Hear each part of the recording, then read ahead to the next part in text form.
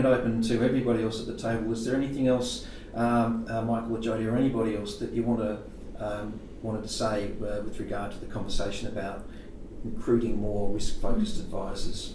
Anybody? I think it's really important that we manage expectations of the new advisors coming into the industry. I don't believe it's possible for the new advisors to come in and provide holistic advice, and with the amount of knowledge that we require, they need to be able to develop. And I think it's really important, and I think insurance is an area where they can possibly venture into and just limit that scope to, within an advice practice, we have multiple advisors focusing on different areas.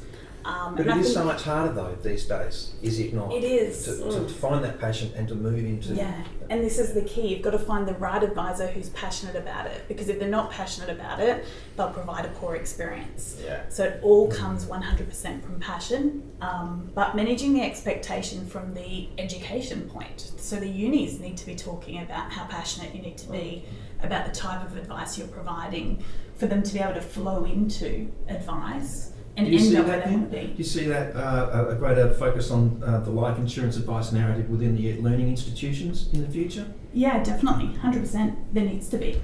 Michael? Yeah. So that there needs to be. Yeah, Because it's not. There needs to be. It's not happening yet. And No. look, you know, it's a numbers game for the universities as well, because their numbers are not big, and now risk is a smaller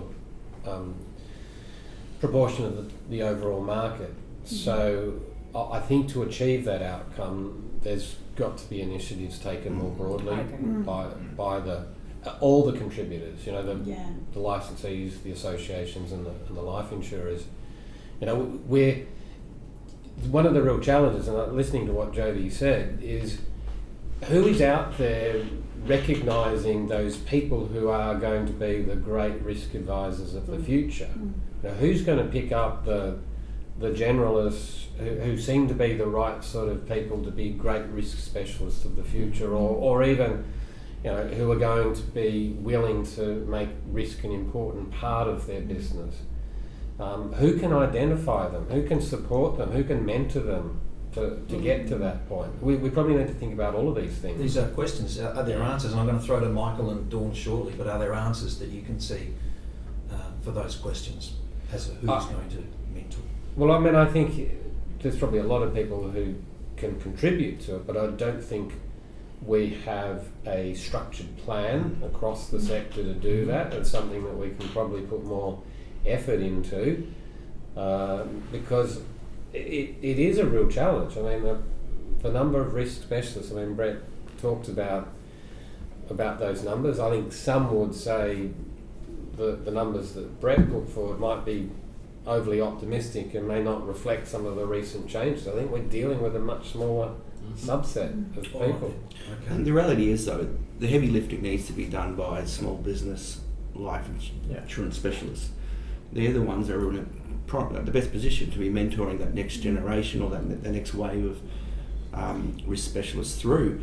So I believe that there needs to be some work done with government to be advocating for policy settings that assist these small businesses to be bringing through that next wave. Too, to bring in the AFA and the FBA and others to the bodies that we look to bring advocacy into our industry. So some of that connectivity that you're talking about, Russell, would probably be well serviced in that university sector there. So I've done some lecturing and mentoring in the university sector. And it's so well received, but we don't do anywhere near enough of it. And I think it's actually at that education level, it has to be the answer. Yeah. Even the PY, right? There isn't enough structure around that. And if I take a PY experience, and I know Jodie's had, where Jodie didn't have as much retirement planning at that point in time in her business, but anyone doing a PY program was definitely going to get very exposed to insurance, the whole process and engagement. We encourage any of our advisors taking a PY through, even if you don't do that area of advice, let us put your PY in another practice so they get exposed to that. So if you think about that program, where that is our funnel right now, we should have a more structured environment that enforces people to be exposed to every advice area, and then they can choose their own adventure that they want after that, right? But if we don't show them and they don't have an opportunity to see the benefit that gives, you know, how are they ever going to have an emotional attachment to that? That's very good. And so, in summarising very briefly, there are elements that are not at the moment within the control of the advisor community. If there needs to be more support from government to allow certain initiatives to allow small businesses to take on more risk advice mentoring. But there are also elements within our control that the industry can do. lead. Sorry, Brett. I think pathways are really important. So, like as a risk specialist business, we see it more as the skills that you pick up, you know, from when you start learning the business are more vocational than tertiary, and dealing with underwriters and understanding reinsurance and reading PDSs. It's not stuff that you learn at uni, and there needs to be pathways for somebody to say, okay, well, risk advice is the foundation of financial planning, and it's often the first thing that's referred by an accountant or a mortgage broker instead of investments or super and things like that. So how do we, knowing that it's less tertiary, more vocational, how do we create pathways for people at uni, people doing their PY to go, you know what, I'm just going to give risk advice a go for 6 months, for 12 Dawn, months. what's your take on that? I feel like we've got a lot of control with the client process. I'm a holistic advisor, so for me, I don't like scoping things out because I know a lot of control is in my hands. I know when people say clients are not interested in insurance, you've probably directed them that way. But unfortunately, it's more work that comes your way when you scope in more areas of advice, insurance a lot more. So I think that's the challenge is, if we can take away the time it takes for that, I think you're going to encourage more holistic advisors to actually embrace it rather than going, I'm going to be tempted to scope it out because the client wasn't that interested anyway. But we have questioning techniques that open a client up for them to see the need. So we know that we can show them the need for insurance. It's just that probably it's that barrier that we have in our own head about how much work it's going to take. And if they're not invested in it, and they pull out... Simplifying the process will allow more holistic advisors for sure, because you're going to see the need. Their long-term goal is their long-term goal. We put in the strategies, including insurance, to get them to that long-term goal.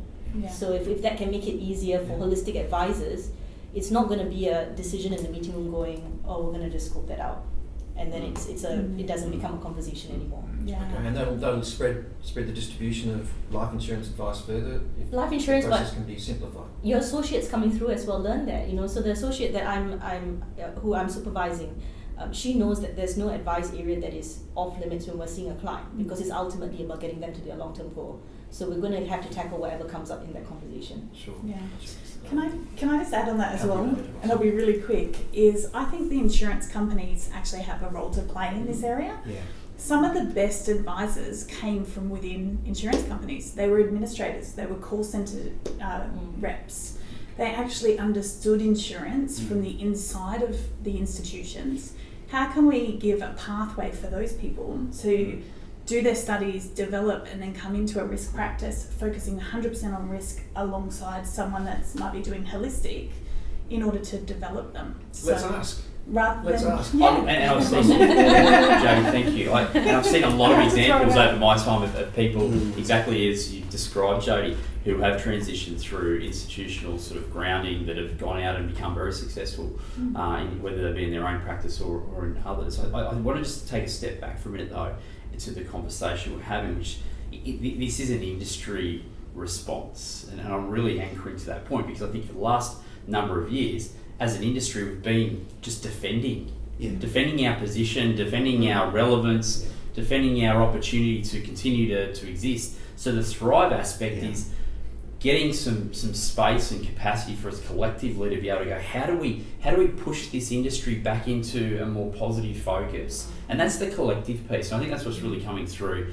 strongly, which is so critically important for us all is to recognise that we must move the industry forward in order to make it more attractive, in order to bring in, you know, that next generation and regenerate through the various pathways and like. But it's got to be a collective, you know, effort and focus. And I think it has to be a natural pathway. You were able to fall into this role previously, whereas now, because of education standards, which is a good thing, the pathway fits. So it all is coming back to two things: fix the process. So at the moment, as a licensee, we can't go take on someone in their PY and put them into planning, because guess what? They're not going to get much experience to risk. I can't take someone on a risk team because they're not going to get enough experience in wealth. So you end up with this mixed matched experience. So we're going to end up with very little, I think, risk advisors coming out of our professional year. And we're actually trying to do the opposite. We've identified that we actually need more of us, not less. And it's about what they want too, because we know that as an industry we need more new advisors, and we've identified pathways, because people aren't falling into it anymore. Like, we need to give them the try before you buy and that pathway into it, but also ask them, like, what do they want? If they're going to go, I'm going to focus on risk advice, is there a future in it? Like, we've had a really crappy 5 years, and anybody looking to specialise in risk advice or even think about it would just look and go, can't make money, heaps of compliance, they're getting hammered, reputation. I'll go do accounting, I'll go do lawyering. Sure, I'll go but do okay, whatever. and as we wind up this part of the conversation, at least some of the answers have been articulated around the table today, and we will look to the future to see how much that part of the sector will thrive. In the next part of this roundtable conversation, our panel turns its thoughts to the introduction of the new range of IP products to the market in October 2021. They talk about how the new products have impacted their new business clients, but they also talk about the impact it's had on their existing clients. And you might be interested in the differing views shared by your advisor peers on this issue.